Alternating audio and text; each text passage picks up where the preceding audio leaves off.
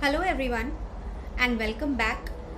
In this video I want to show you some more examples of decision trees, so it further reinforces the concepts that we've been talking about. So let's take a look at a small data set which is given on the screen, and you can see that there are 10 records, and let's take a look at the columns that are given in this data set. So basically this data set is related to the tax refund, the tax details of given individuals.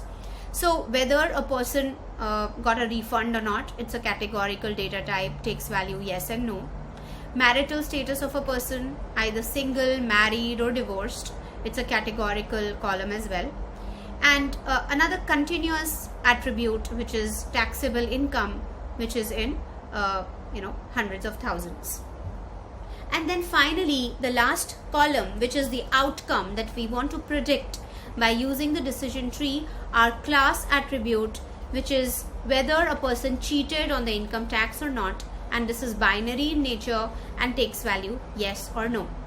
So basically we want to create a decision tree where we can use attributes related to refund status, marital status and taxable income to finally say what will be the probability that a person cheated or not. So whether a person is a cheat, then yes, or whether a person is not a cheat, and the answer will be no in that case.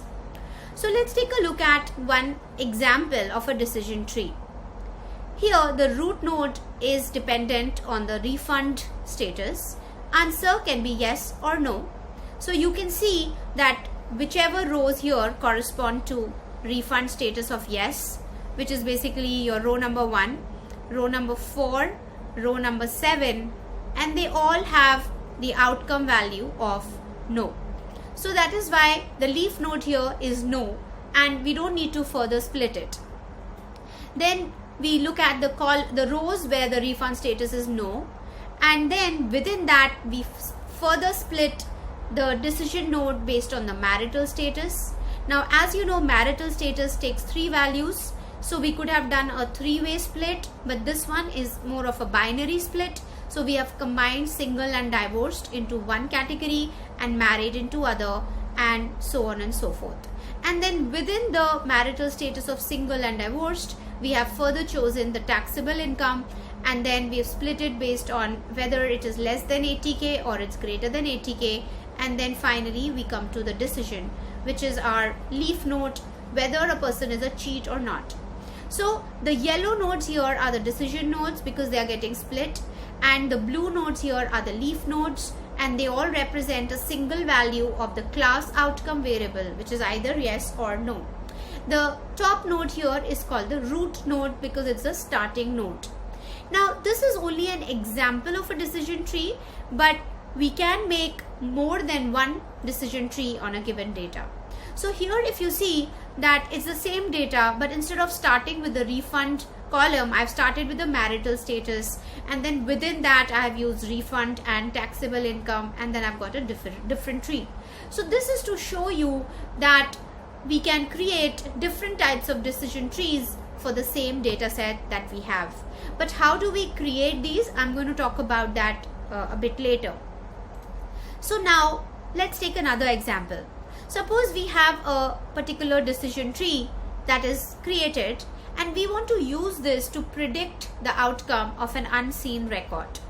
So this is a decision tree. It starts with the refund as the root node, then it further sub branches based on the marital status and taxable income.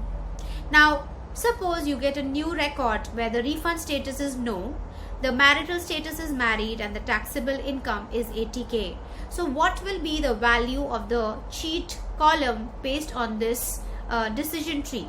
So basically the way to do it is you will run the data through the decision tree. So we look at the value of refund, we go to no, and we know that once the refund is no, then we further need to look at the marital status.